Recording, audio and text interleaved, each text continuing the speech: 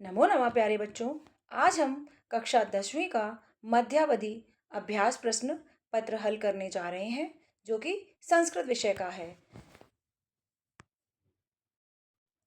वर्तमान में इस प्रश्न पत्र में कुछ बदलाव किए गए हैं, तो उन बदलावों को हम देख लेते हैं। क्योंकि पहले जो हमारा प्रश्न पत्र आता था उसमें कुछ ही बदलाव किए गए हैं। अब हम प्रश्न पत्र को देख लेते हैं कि प्रश्न पत्र में हमारे क्या क्या है।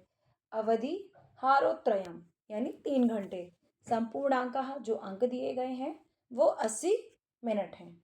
अब हम सामान्य निर्देश देख लेते हैं। सामान्य निर्देशा यानी प्रश्न पत्र हल करने के जो सामान्य निर्देश हैं वो हमारे ये हैं। अस्मिन् प्रश्न पत्रे चत्वारः खंडाः सन्ति। इस पत्र में 4 खंड हैं। प्रत्येकम खंडम अधिकृत्य उत्तराणि एकस्मिन् स्थाने क्रमेण लेखनीय। यानी प्रत्येक प्रश्न पत्र को खंड के अनुसार एक एक क्रम के अनुसार लिखना है। प्रश्न संख्या प्रश्न पत्रानुसार अवश्यमेव लेखनीय। जो प्रश्न पत्र संख्या है वो प्रश्न पत्र के अनुसार अवश्य ही लिखनी है। सर्वेषां प्रश्नानाम उत्तराणि संस्कृतेन लेखनीय। यानी सभी प्रश्नों के उत्तर संस्कृत में ही लिखने हैं। प्रश्नानाम निर्देशः ध्यानेन अवश्यम पठनीय। प्रश्नों के निर्देश बहुत ध्यानपूर्वक निश्चित ही पढ़ें। प्रश्न पत्र स्वरूप, हमारा प्रश्न पत्र का स्वरूप कैसा होगा। खंड खा में खंड का अपठित अवबोधनम, खंड खा रचनात्मक कार्यम, खंड गा अनुपयुक्त व्याकरणम, खंड घा पठित अवबोधनम। ये हमारे 4 खंडों में पेपर इस प्रकार से विभक्त होगा। सबसे पहले खंड का पर आ जाते हैं। अपठितांश अवबोधनम, अपठितांश जो पढ़ा ना गया हो उसमें से आपको बोध पढ़ करके प्रश्नों के उत्तर देने हैं।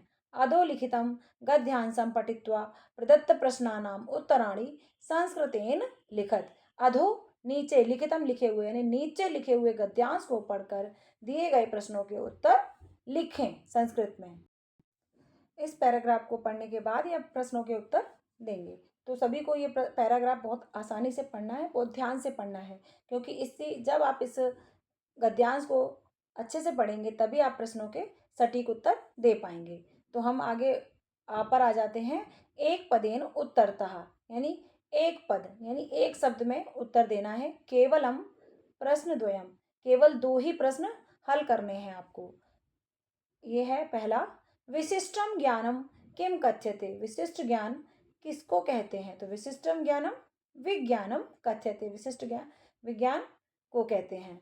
समुद्रे विशालानि जलयानानि कथम गच्छन्ति। समुद्र में बड़े जलयान कैसे जाते हैं, यानी किस प्रकार चलते हैं। तो निर्भयम, निर्भय होकर। अब आगे आ जाते हैं हम। प्रश्न नंबर इसका तीसरा है। संप्रति ही अस्माकं मानव सभ्यतायाः मूलम किम वर्तते। यानी इस प्रकार हमारी मानव सभ्यता का मूल क्या है, वो है हमारा विज्ञान। विज्ञान। अब हम प्रश्न बा पर आ जाते हैं। पूर्ण वाक्येन लिखत, यानी पूर्ण वाक्य में लिखना है। केवल प्रश्न द्वयम, केवल 2 ही प्रश्नों का उत्तर देना है। संसारे कानि आविष्कृतानि जातानि। यानी संसार में किन किन वस्तुओं का आविष्कार हुआ, यानी किन का आविष्कार किया गया। तो है सुखोपभोगाय अनेकानि उपकरणानि आविष्कृतानि जातानि येन अस्माकं जीवनम सुलभम जाता। यानी सुख उपभोग के अनेक उपकरणों का आविष्कार किया गया जो हमारे जीवन को सुलभ बनाते हैं। विद्युत बलेन किम किम प्राप्यते। यानी विद्युत से हमें क्या क्या प्राप्त हुआ। विद्युत बलेन शीतकाले उष्णतः, ग्रीष्म काले च शैत्यम प्राप्यते। यानी विद्युत से हमें सर्दी में गर्माहट प्रदान होती है और गर्मी के समय में ठंडक प्रदान होती है। तीसरा प्रश्न है। आधुनिक युगे कानि सर्व सुलभानि जातानि। यानी आधुनिक युग में कौन से सबसे अधिक सुलभ साधन हैं, क्या है। चल दूरवाणी मोबाइल फोन, दूरदर्शनम, संगणकम, रेडियो, इंटरनेट इत्यादि। यानी ये जो हमारे यंत्र हैं वो सभी हमारे कार्यों को बहुत ही आसान बना देते हैं। प्रश्न संख्या ई, अस्य अनुच्छेदस्य कृते उपयुक्तम शीर्षकम संस्कृतेन लिखत। यानी ये जो अनुच्छेद दिया गया है इसका उपयुक्त शीर्षक क्या होगा। सबसे पहले तो वैज्ञानिक युग या फिर विज्ञान, इन दोनों में से ही आप एक शीर्षक बना सकते हैं। अब हम ई पर आ जाते हैं। यथा निर्देशम उत्तरतः, यथा निर्देशम, जैसा कहा गया है वैसे, यानी जैसे निर्देश दिए गए हैं उसी प्रकार आपको प्रश्नों के उत्तर देने हैं। केवलम प्रश्नत्रयम, यानी यहाँ पर 4 प्रश्न दिए गए हैं और आपको सिर्फ 3 ही प्रश्नों का उत्तर देना है, सिर्फ 3। तो सबसे पहला है विशिष्टम ज्ञानम विज्ञानम कथ्यते, अत्र किम क्रियापदम, यानी विशिष्टम ज्ञानम विज्ञानम कथ्यते, विशिष्ट ज्ञान को ही विज्ञान कहते हैं। यहाँ क्रियापद क्या है, तो क्रियापद कथ्यते, कहते हैं। क्रियापद हमारी कौन कौन सी होती हैं, आना जाना, हंसना रोना खाना, गम पठ लिख, नाय चल, वद नृत, कथ, कृ, ये सारे हमारे क्रियापद हैं। तो क्रियापद में हमारा कथ्यते हो जाएगा। इसी प्रकार दूसरे पे आ जाते हैं। विशालानि जलयानी जलयानानि अनयोः विशेष्य पदम किम, यानी विशाल बड़े, जो बड़े से जलयान हैं इन दोनों में से कौन सा विशेष्य पद है। तो विशाल जो है हमारा, ये हो गया हमारा विशेषण, और जलयानानि विशेष्य, तो हमारा जलयान हो गया विशेष्य पद। तीसरा है दुर्लभम इति पदस्य किम विलोम पदम, यानी दुर्लभम जो शब्द है इसका विलोम पद क्या है, गद्यांश से प्रयुक्त, और गद्यांश में भी दिया गया है। तो दुर्लभम का हो जाएगा हमारा सुलभम। दुर्लभ जो हमें मुश्किल से प्राप्त हो, और सुलभ जो आसानी से प्राप्त हो जाए। अब हमारा चौथा प्रश्न जो है, ये न अस्माकम जीवनम सुलभम जाता, यानी हमारा जीवन जो सुलभ आसान है, अस्मिन वाक्य अस्माकम इति सर्वनाम पदे कस्मै प्रयुक्तम, यानी इस वाक्य में अस्माकम जो सर्वनाम शब्द किस सर्वनाम के लिए प्रयोग किया गया है। अस्माकम इति सर्वनाम पद है, यानी अस्माकम जो सर्वनाम पद है वो किसके लिए प्रयुक्त हुआ है, तो अस्माकम हमारे लिए, तो हम कौन है, मानवेभ्यः, मानव के लिए। अब हम प्रश्न नंबर 2 पर आ जाते हैं। प्रश्न नंबर 2 में हमारा रचनात्मक कार्य, यानी खंड खा हमारा प्रारंभ हो जाता है, और जिसमें कि हमारा रचनात्मक कार्य दिया गया है। रचनात्मक कार्यम स्वमित्रम एकादश कक्षायां संस्कृतं पठितुं प्रेरितुं मंजूषायां प्रदत्तानां पदानां सहायता एकं पत्रम उत्तर पुस्तिकायां लिखतु, यानी अपने मित्र को जो कि एकादश 11वीं कक्षा में है संस्कृत पढ़ने के लिए प्रेरित करना है, और मंजूषा में दिए गए शब्दों से हमें प्रश्न पत्र यानी पत्र को बनाना है। इस प्रश्न के अनुसार हमें अपने पत्र को बनाना है, और ये हमारा एक अनौपचारिक पत्र है। जब भी हम अपने सगे संबंधियों या मित्रों को पत्र लिखते हैं तो वो अनौपचारिक पत्र कहलाता है। तो आप इन शब्दों के माध्यम से एक पत्र बना सकते हैं। पहले आपके प्रश्न पत्र में जो पत्र आता था उसमें 10 ऑप्शन दिए हुए होते थे, 10 में से आपको पत्र लिखा हुआ आता था, और वो 10 भरने होते थे खाने। पर अब आपको भरना नहीं है, आपको मंजूषा की सहायता से एक पूरा पत्र लिखकर तैयार करना है। ये हमारा अनौपचारिक पत्र हो गया, और नीचे हमारा औपचारिक पत्र दिया गया है। इन दोनों में से आपको किसी एक पत्र को लिखना है। दूसरा है हमारा भवती विद्योत्मा अस्ति, आप विद्योत्मा हो, भवत्या विद्यालयाद वही अतीव मलिनता प्रसृता अस्ति, आपके विद्यालय के बाहर बहुत अधिक गंदगी फैली हुई है। एतस्याः मलिनतायाः निवारणाय मंजूषायां प्रदत्तानां पदानां सहायता एकं पत्रं प्रधानाचार्यं प्रति लिखतु, यानी आपको इस मलिनता को दूर करने के लिए अपने प्रधानाचार्य को मंजूषा की सहायता से एक पत्र लिखना है।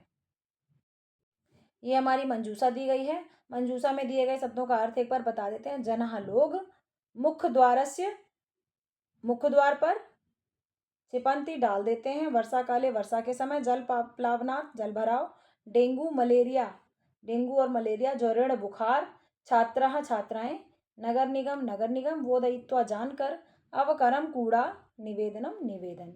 ये सभी हमारे मंजूषा से दिए गए शब्द हैं। इनसे आपको इस प्रश्न का औपचारिक पत्र बनाना है। प्रश्न 3 है हमारा ये, प्रदत्तम चित्रम दृष्ट्वा मंजूषायां प्रदत्त शब्दानां सहायतया पंचवाक्यानि संस्कृतेन लिखत। प्रदत्त चित्रम यानी जो चित्र ये दिया गया है, दृष्टवा देखकर, मंजूषायां मंजूषा की सहायता से, दिए गए शब्दों की सहायता से 5 वाक्य संस्कृत में लिखने हैं।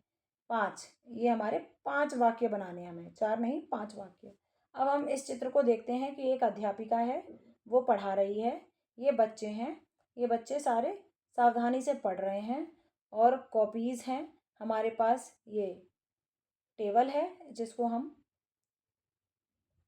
उत्पीठिका बोलते हैं और आसनदाह ये हमारी कुर्सी है जिन पे बच्चे बैठे हुए हैं। ये पुस्तकें रखी हुई हैं, ये बॉक्स रखे हुए हैं बच्चों के। ये सारा सामान रखा हुआ है, इनको हम देख लेते हैं। और अब हमारे पास अब मंजूसा क्या है, मंजूसा को भी हम देख लेते हैं। मंजूसा में हमारे क्या क्या दिया गया है।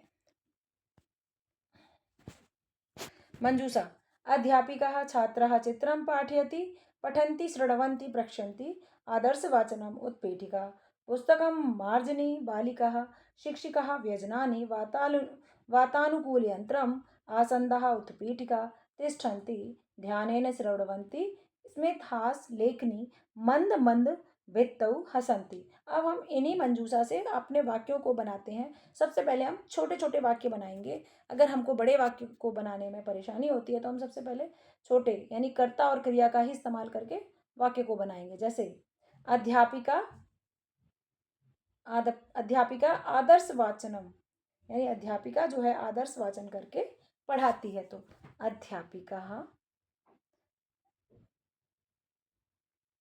अध्यापिका दो ले सकते हैं हम। अध्यापिका पाठयति, एक तो ये हो जाएगा। दूसरा हो जाएगा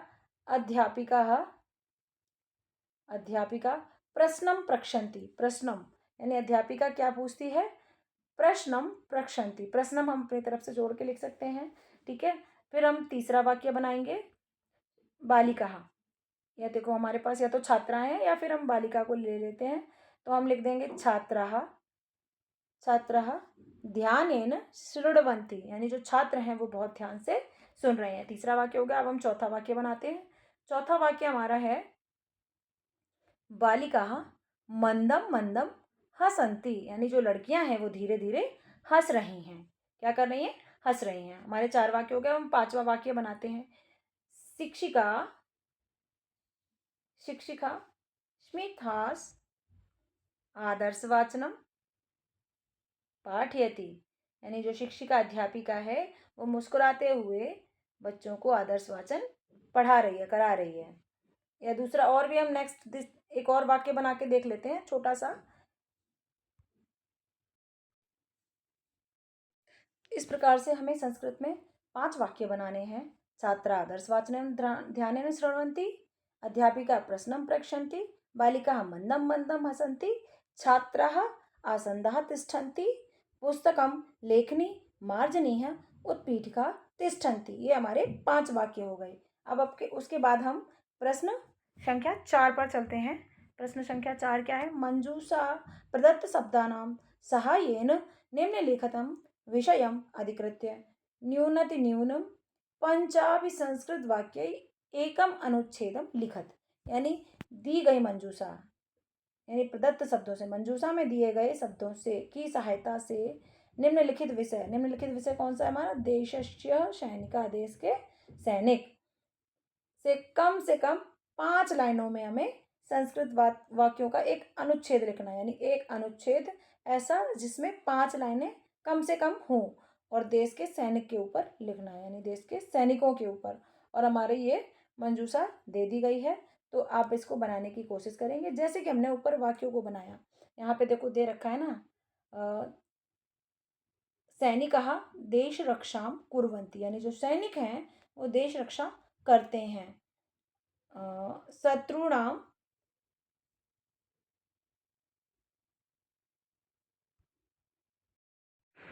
मंजूषा की सहायता से हम वाक्य को बनाकर देखते हैं। ये जो शब्द हैं इनसे हम फिर से एक बार वाक्य बनाते हैं और देखते हैं। जैसे सैनिकः आरात्रौ रात भर, आदिवसम दिन भर, देश रक्षाम यानी देश की रक्षा, देश रक्षाम कुर्वन्ति करते हैं, यानी रात भर दिन भर जो सैनिक हैं हमारे वो देश की रक्षा करते हैं। हमारा एक वाक्य तो तैयार हो गया। दूसरा वाक्य हम बनाते हैं, जनाः परिवारः सुखेन सुरक्षितः वसन्ति रहते, यानी लोगों के परिवार सुखपूर्वक सुरक्षित रहते हैं। 2 वाक्य हो गए हमारे। तीसरा वाक्य हम देखते हैं, अधिकारिणः आदि सन्ति, अधिकारी आदेश देते हैं। और सैनिकः परिपालयन्ति, और सैनिक उनका पालन करते हैं। अब एक वाक्य रह गया, वो भी हम बना लेते हैं। सीमा प्रहरी, यानी जो सीमा के पहरे देने वाले हैं, शत्रुणाम घनन्ति, मारते हैं। यानी जो सीमा के प्रहरी हैं वो शत्रुओं को मारते हैं, दुश्मनों को मार देते हैं। इस प्रकार हमें इसी मंजूषा से 5 वाक्य बहुत आसानी से हम बना सकते हैं। बस हमें थोड़ा सा दिमाग लगाना है कि एक वचन कर्ता के साथ एक वचन क्रिया को जोड़ना है और बहुवचन कर्ता के साथ बहुवचन की क्रिया को जोड़ना है। इस बात का हमें खास ध्यान रखना है, क्योंकि जो गलतियां बच्चे करते हैं वो यही कर्ता के साथ क्रिया को गलत लगा देते हैं। अगर द्विवचन की क्रिया है तो द्विवचन के कर्ता के साथ लगेगी। तो इस बात का आपको, इस प्रकार से हमारे ये संस्कृत के वाक्य बन जाएंगे। ये इस प्रकार से वाक्य को हमें बनाना है। अब हम प्रश्न संख्या 5 पे देखते हैं। संधि विच्छेद। नीचे लिखी हुई लाइन, अधोलिखितेषु रेखांकित पदेषु संधि विच्छेदम, संधिम संधि विच्छेदम व लिखत, यानी नीचे रेखांकित जो पद हैं उनमें से जो संधि विच्छेद हैं उनकी संधि करनी है, और जो संधि पद हैं उनको विच्छेद करना है। जैसे नास्ति उद्यम समूह, तो इसकी हम जब संधि करेंगे तो ये शब्द बनेगा। जैसे सदुपयोग, तो हम जब विच्छेद योग, सदुपयोग की जब हम संधि करेंगे, यानी संधि है जब हम विच्छेद करेंगे तो इस प्रकार से सद उपयोग बन जाएगा। व्याघ्रो अपि, जब हम इसका विच्छेद करेंगे तो व्याघ्र प्लस अपि बन जाएगा। काचित इयमिति का कश्चित्यमिति बन जाएगा। इसी प्रकार अधोलिखित रेखांकित पदेशु संधिम संधि विच्छेद व लिखत, ये भी इसी प्रकार से जैसे प्रश्न आ है, ये दूसरा वाला भी प्रश्न आ इसी प्रकार है। जैसे इति प्लस उक्त्वः, तो हमारा इत्युक्त्वः बन जाएगा। खल वेतत, तो इसका हो जाएगा खलु एतत्। आर्योपि, आर्यः प्लस अपि, और ना ये कश्चित अस्मिन्, कश्चित अस्मिन् लिखा है तो इसका कश्चित प्लस अस्मिन्। इस प्रकार से संधि का विच्छेद और विच्छेद की संधि हो जाएगी। अब हम प्रश्न संख्या 6 पर आ जाते हैं।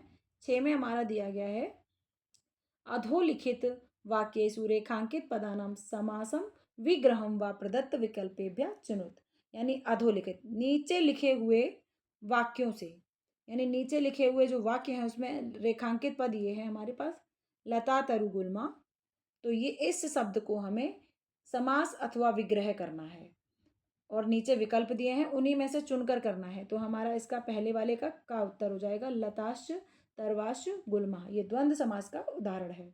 दूसरा हमारा है कुत्सित वस्तु मिश्रितम भक्षयम समलम। अब हमें समलम का बनाना है तो समलम मल सहित, यानी मलेन सहितम, ये हो जाएगा। तीसरे में हमारा दे रखा है क्षेत्र कर्षणम, यानी खेत को जोतना, तो क्षेत्रस्य कर्षणम। पश्चात ब्रजंती चौथे का है तो हमारा इसका आ जाएगा अनुव्रजंती। इस प्रकार हम सभी को समास विग्रह कर लेंगे। अब हम प्रश्न संख्या 7 पर आ जाते हैं। प्रश्न संख्या 7 में लिखा है, अधोलिखित वाक्येषु रेखांकित पदानां प्रकृति प्रत्ययो संयोज्य विभज्य वायु उचितम उत्तरम विकल्पेभ्यः चुनत। उसी प्रकार से जैसे रेखांकित पद हैं नीचे दिए गए, उनमें से हमें प्रकृति प्रत्ययों को संयोज्य जोड़ना है और विभज्य अलग करना है विकल्प के अनुसार। विकल्प से हमें चुनकर उनका उत्तर देना है। जैसे दृश्य में तो प्रत्यय है तो दृश्य का हो गया हमारा दृष्टः। उसी प्रकार अध्यापिका में हमारे पास स्त्री प्रत्यय है तो अध्यापिका अध्यापक प्लस टाप हो जाएगा। ऐसी रमणीया है तो रमणीया का रम प्लस अनियर प्रत्यय, और उसी प्रकार रमणीय प्लस टाप प्रत्यय। ऐसे हमें अपने प्रत्ययों को जोड़ना है। इसी प्रकार प्रश्न संख्या 8 पर आ जाते हैं और 8 में हम देख लेते हैं, वाच्यानुसारम उचित पदई रिक्त स्थानानि पूरयित्वा अधोलिखितम संवादम विकल्पेन पूरयत, यानी वाच्य के अनुसार, यानी जो वाच्य है जो संवाद चल रहा है उसमें से उचित पद, यानी हमें सही पद को चुनकर रिक्त स्थान की पूर्ति करनी है। और नीचे संवाद के विकल्प दिए गए हैं। जैसे प्रियंका रोहित किम पठसी, तो जब हम सातौ तेक्सी पठसी आता है तो पठसी हमारा मध्यम पुरुष एक वचन में आता है, तो मध्यम पुरुष एक वचन में हमारा जो संवाद के अनुसार त्वम आ जाएगा। त्वम किम पठसी, तुम क्या पढ़ती हो।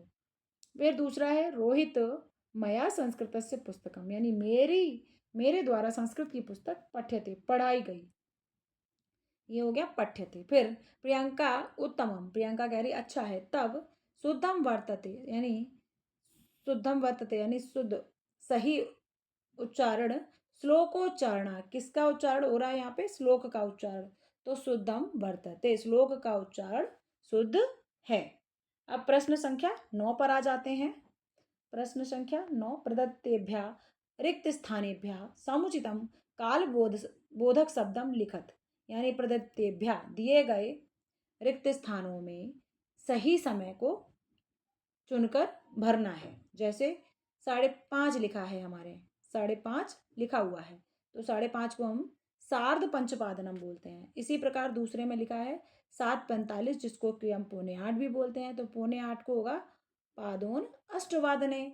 इसी प्रकार हमारा तीसरा प्रश्न है, इसमें लिखा हुआ है 9:15, 9:15 को हम पढ़ेंगे सपाद नववादने, और यहाँ पे भी 9:15 है तो सपाद नववादने। इस प्रकार, और इसमें ये है कि जब हम 15 मिनट को हम सवा बोलते हैं तो हम एक ट्रिक को भी याद रख सकते हैं कि 15 को सवा से सपाद बना देते हैं। क्या बना देते हैं? सपाद। उसी प्रकार 45, यानी हम जब पौना बोलते हैं, 7:45, 5:45, 4:45, पौने को, तो हम पौने को पादोन बना सकते हैं। एक अगर पा से याद रखें, पा से पादोन, पा से पौना, सा से सपाद और सा से सवा। इस प्रकार हम इस ट्रिक को थोड़ा सा ध्यान रख सकते हैं। इसी प्रकार साढ़े, साढ़े बोलते हैं ना, 30 मिनट को 30 मिनट को हम साढ़े बोलते हैं, साढ़े, इस प्रकार से। तो उसे हम साढ़े से सार्ध बना देते हैं, ये ऐसे सार्ध बन जाएगा। तो अगर हम इतना थोड़ा ध्यान रख पाएँ तो समय कोई कठिन नहीं है, आसान होता है बहुत। और जो समय लिखना है सीधे ही, तो जैसे एक वादनम, द्विवादनम, त्रिवादनम, चतुर्वादनम, इस प्रकार से भी आप लिख सकते हैं। तो आप सपाद, पादोन और सार्ध, इन 3 चीज़ों को याद रखें तो आसानी से आप समय को हल कर सकते हैं, इसमें कोई कठिनाई नहीं है। अब हम प्रश्न नंबर 10 पर चल देते हैं। मंजूषायां प्रदत्तै उचितै अव्ययपदै अधोलिखित वाक्येषु रिक्त स्थानानि पूरयत, यानी मंजूषा की सहायता से अव्यय पद भरने हैं। अव्यय, तो ये है अवकाशः भविष्यति, अवकाश होगा, कब होगा? तो हमारा ये भविष्य काल में है, और जो स्वा शब्द है वो भी हमारा भविष्य काल का, यानी कि आने वाला कल। तो कल अवकाश होगा, तो यहाँ पे आ जाएगा स्वा अवकाशः भविष्यति, कल अवकाश होगा यानी कल छुट्टी होगी। त्वं पठति, त्वं पठिष्यति, तुम पढ़ोगे। तो कब, अब यहाँ पे भी वही भविष्य काल वाली बात आ गई। तो भविष्य काल में जब हम पूछते हैं तो त्वं कदा पठिष्यति, तुम कब पढ़ोगे। अब यहाँ पे एक बचा, जो हमारे पास बचा है वो वही आ जाएगा, यदि त्वं माम मुक्त्वा, यानी यदि तुम मुझे छोड़ दोगे। इसी प्रकार हम भर देंगे। अब हम प्रश्न संख्या 11 पर आ जाते हैं, और 11 में हम देख लेते हैं क्या है। 11, अधोलिखित वाक्येषु रेखांकित पदानि अशुद्धानि सन्ति, यानी जो नीचे दिए गए वाक्य हैं उनमें रेखांकित पद हैं वो हमारे अशुद्ध हैं। शुद्ध पदम विकल्पेभ्यः चुनत, और शुद्ध पद को हमें विकल्प से चुनकर भरना है। जैसे अहम क्रीड़ा क्षेत्र क्रीडति, यहाँ पे अहम हमारा उत्तम पुरुष एक वचन का है, तो हमारे पास उत्तम पुरुष एक वचन की ही क्रिया लगेगी। तो अहम क्रीड़ा क्षेत्र क्रीडामि, ये हमारे उत्तम पुरुष एक वचन की क्रिया है। उसी प्रकार हमारा प्रश्न संख्या 2 है, भयंकरः, भयंकरः, तो भयंकरः में भयंकरम होगा हमारा। इसी प्रकार सा है तीसरा, भोजनम कुरुः, तो ये भी हमारा मध्यम पुरुष एक वचन की क्रिया है। तो मध्यम पुरुष एक वचन में हमारे त्वम लगेगा। क्या लगेगा? त्वम। तो त्वम भोजनम कुरु, तुम भोजन करो। इस प्रकार से प्रश्न संख्या 12 देख लेते हैं। ये हमारा पठित अवबोधनम आ गया, यानी कि जो हमारे प्रश्न पुस्तिका से पढ़े हुए पैराग्राफ होते हैं वो हैं। जैसे कि हमने अपनी पुस्तिका पढ़ी होगी, तो ये उस पुस्तिका सेमुशी जो हमारी कक्षा 10वीं की है, उसमें एक पाठ है बुद्धिमती। बुद्धिमती पाठ से ये लिया गया है। बुद्धिमती पाठ आपने बहुत ध्यान से पढ़ा होगा, और ये बहुत अच्छा पाठ है। अगर आप इसको पढ़ेंगे तो बहुत आपको अच्छा लगेगा। आप पढ़ भी चुके होंगे तो शायद आपको कुछ ध्यान भी हो। जैसे कि अब हम प्रश्नों को देख लेते हैं। एक पदेन उत्तरता केवलम द्वयम, प्रश्न द्वयम, यानी सिर्फ 2 ही प्रश्नों का उत्तर देना है। अब ग्रामस्य नाम किम? देवलाख्यो, गांव का नाम क्या था? देवलाख्यो। बुद्धिमती पुत्र द्वयोपेता कुत्र चालिता, बुद्धिमती अपने 2 पुत्रों के साथ कहाँ जा रही थी? पिता के घर। राजपुत्रस्य नाम किम अस्ति, राजपुत्र का नाम क्या था? राजसिंह। ये पूरा वर्णन ऊपर पैराग्राफ में दिया गया है। देखो, राजपुत्र, देवलाख्यो और पितु ग्रहम, ये सारे प्रश्न हो गए। इसके बाद हम प्रश्न संख्या 2 पर आ जाते हैं। पूर्ण वाक्यन उत्तरता, यानी पूर्ण वाक्य में उत्तर देने हैं। केवल प्रश्न द्वयम, यानी सिर्फ 2 ही प्रश्नों का उत्तर देना है। ये हमारा पूरा प्रश्न मैंने छांट कर लिख दिया है, आप इसको पढ़ लें। ये हमारे तीनों प्रश्नों के उत्तर हो गए। अब हम प्रश्न संख्या 3 पर आ जाते हैं। यथा निर्देशम उत्तरता, यानी जैसा निर्देश दिए गए उस प्रकार हमें उत्तर देने हैं। वसति इस्म इत्यस्याः क्रियापद कर्तृपद किम, यानी ये कह रहा है जो वसति शब्द है वो एक क्रिया है और ये कर्तृपद किसके लिए लगाया गया है। वसति इस्म क्रियाया कर्तृपद किम। अब इसको हम जब ऊपर पैराग्राफ में जाकर ढूंढेंगे, कर्तृपद क्रियाया कर्तृपद किम, इसका कर्तृपद, तो ये हमें ऊपर पैराग्राफ से ढूंढना पड़ेगा और हम पैराग्राफ में जाएंगे कि कौन रहता था देवलाख्यो ग्राम में, तो इसका कर्तृपद जो हमारा ऊपर हमें मिलेगा, क्योंकि पहले तो हमारे पास ऑप्शन में आता था भरने के लिए, पर यहाँ पे ऑप्शन नहीं है, तो हमें पैराग्राफ से आंसर ढूंढना पड़ेगा। और जहाँ पे भी वसति होगा, वसति यानी ये देखो वसति लिखा हुआ है, वसति वसतिस्म, तो कौन रहता है, राजसिंगा नाम राजपुत्र। तो आप उत्तर में राजसिंह भी लिख सकते हैं और राजपुत्र भी लिख सकते हैं। ये आपका उत्तर हो गया। अब हम प्रश्न आगे देख लेते हैं। इसमें आगे प्रश्न हमारा है, मार्गे गहन कानने अनयो पदयो विशेषण पदम किम, यानी मार्ग में घने जंगल थे, इन दोनों पदों में विशेषण पद क्या है, तो विशेषण पद हो गया हमारा गहन कानने, घने जंगल, गहन। अब हमारा निर्देशानुसारम उत्तरतः, निर्देश के अनुसार उत्तर दें। अब ये कह रहा है वने इत्यस्य पदस्य का पर्याय अत्रागता, वन जो शब्द है, पद है, उसका क्या पर्याय है, और वो ऊपर पैराग्राफ में आ चुका है। तो वने का क्या हो गया, कानने, के नापि आवश्यक कारेण तस्य भार्या बुद्धिमती पितुग्रहम चली प्रतिचालितः अत्र तस्य इति सर्वनाम पद कस्मै प्रयुक्तम।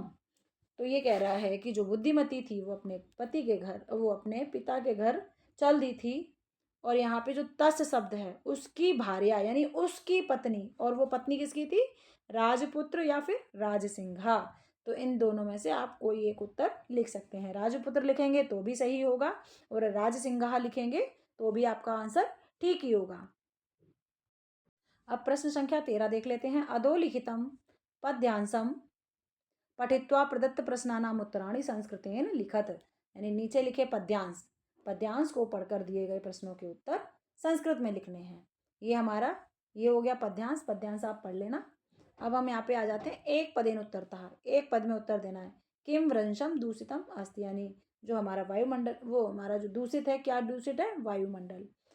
धरातलम केन युक्तम अस्ति, जो धरातल है वो किससे भरी हुई है, समलम, गंदगी से। भक्ष्यम कीदृशम अस्ति, जो खाने की वस्तुएं हैं वो कैसी हो गई हैं, कुत्सित वस्तु मिश्रितम। अब दूसरे पे आ जाते हैं, पूर्ण वाक्यन। यहाँ पे भी केवलम प्रश्न द्वयम, यानी केवल 2 ही प्रश्नों का उत्तर देना है। जैसे कीदृशम जलम नास्ति, कैसा जल नहीं है, निर्मलम, यानी आजकल साफ जल नहीं है। अस्माभि किम करणीयम अस्ति, यह है बहिर अंतर जगति तु बहु शुद्धिकरणम अस्ति, हमें क्या करना चाहिए, ठीक है। अत्यधिकम इत्यस्य पर्याय पदम श्लोकात चित्वा लिखत, यानी जो अत्यधिक शब्द है इसका हमें श्लोक के अनुसार पर्याय पद ढूंढना है। तो पर्याय में हमारे पास बहु शब्द दिया गया है और ये अत्यधिकम का पर्यायवाची भी होगा। अब हम तीसरे प्रश्न पर आ जाते हैं। यथा निर्देशम उत्तरता, निर्देश के अनुसार उत्तर दें। और केवलम प्रश्न तो हम केवल 2 ही प्रश्न करने हैं। निर्मलम जलम अनयो पदो विशेषणम किम, निर्मलम जल, जो ये दो शब्द हैं उनमें से विशेषण पद निर्मलम जलम यानी स्वच्छ जल। दूसरा है निर्मलम इत्यस्य पदस्य किम विलोम पदम, निर्मलम का हो जाएगा समलम, निर्मलम स्वच्छ समलम मल सहित गंदा। संसारम इत्यस्य पदस्य का पर्याय अत्रागता, संसार का जगतम। ऐसे ही करणीयम वैरंतर जगत तु बहुशुद्धि करम करणीयम अत्र किम क्रियापदम प्रयुक्तम, तो ये हो गया करणीयम, ये हो गया हमारा क्रियापद। अब ये प्रश्न संख्या 14 पर आ गए। अधोलिखित नाट्यांश पठित्वा प्रदत्त प्रश्नानानि उत्तराणि संस्कृतेन लिखत, यानी अधोलिखित नीचे लिखे हुए नाटक को पढ़कर दिए गए प्रश्नों के उत्तर संस्कृत में लिखें। तो पद्यांश ये हमारा जो है, पद्यांश क्या है, ये हमारा नाट्यांश है, जिसको हम संवाद भी बोलते हैं। संवाद को आप पढ़ेंगे और उसको पढ़कर आप एक पदेन प्रश्न द्वयम, एक पद में उत्तर दें और एक ही प्रश्न, दो ही प्रश्न करने हैं। किम नाम धेयो भवतो गुरु, यानी आपके गुरु का क्या नाम है, भगवान वाल्मीकः। और दूसरा है लव कुशयो वंशस्य का वार्ता, तो लव कुश के बारे में कौन बात कर रहा था, राम। यमलव बालयो किम नाम धेयम, तुम दोनों, यानी यमलव जुड़वा हो, बलयो किम नाम धेयम, ये किसने कहा था, लव ने। पूर्ण वाक्यन उत्तर था, पूर्ण वाक्यन ये हमने प्रश्नों के उत्तर लिख दिए हैं, आप इनको जोड़कर उत्तर बना लें पूरा, पर आपको इसको पूर्ण वाक्य में ही लिखना है। ये मैंने शॉर्ट में इसलिए बना दिया कि हम यहाँ पे प्रश्न सूचक शब्द हटाकर यहाँ पर राम डाल देंगे और पूरा प्रश्न ऐसे ही लिख देंगे, तो हमारा पूर्ण वाक्य में उत्तर बन जाएगा। इसी प्रकार हम यहाँ पर का हटा देंगे और यहाँ पे भी हम रामः डाल देंगे और पूरा एक वाक्य में उत्तर बन जाएगा। इसी प्रकार आपको भी ऐसे ही बनाना है पेपर में प्रश्न। अब ये तीसरा, यथा निर्देशम उत्तरता, निर्देश के अनुसार उत्तर दें।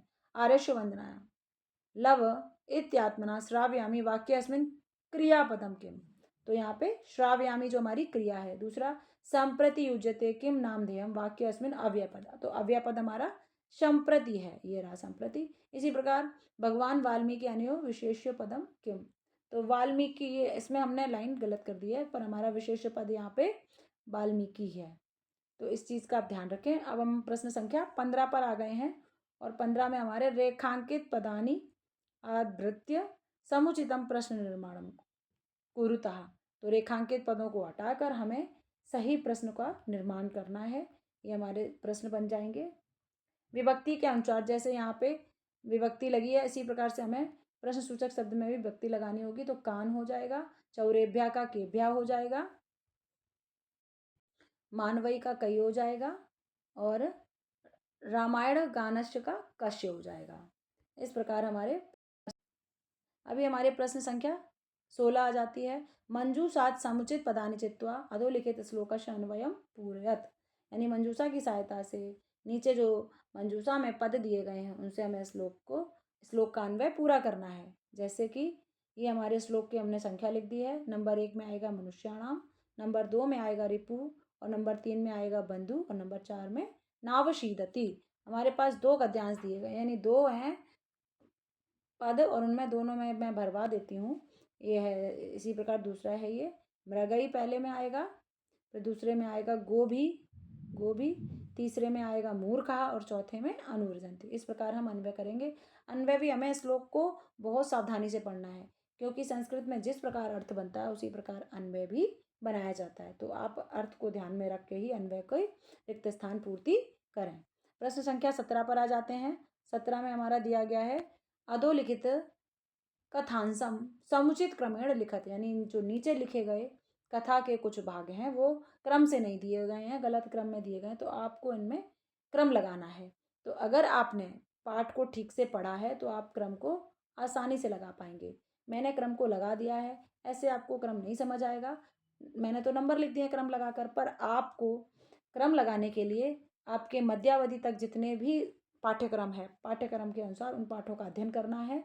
जब आप अध्ययन करोगे तो आप हर एक पाठ में जो घटनाक्रम है आप उसको सही से लगा पाएंगे। तो ये आपको अध्ययन आपको घर पर ही करना है। जो आपके पाठ हैं संवाद वाले हैं या फिर संवाद वाले नहीं तो आपके जो कथा वाले पाठ हैं आप उनका अध्ययन कर लें, क्योंकि कथा वाले पाठों का ही हमेशा ये घटनाक्रम आता है, यानी क्रम से लगाने का आता है। तो आप इसको घर पर जरूर करें।